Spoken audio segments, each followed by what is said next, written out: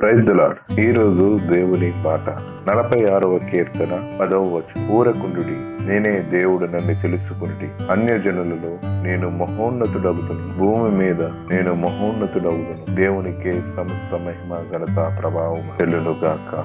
ఆమేన్. దేవుని వాక్యము సెలవిస్తూ ఉన్నది, దేవుని బిడలైన మీరు ఊరకుండుడి, ఊరికనే నిలిచి ఉండుడి.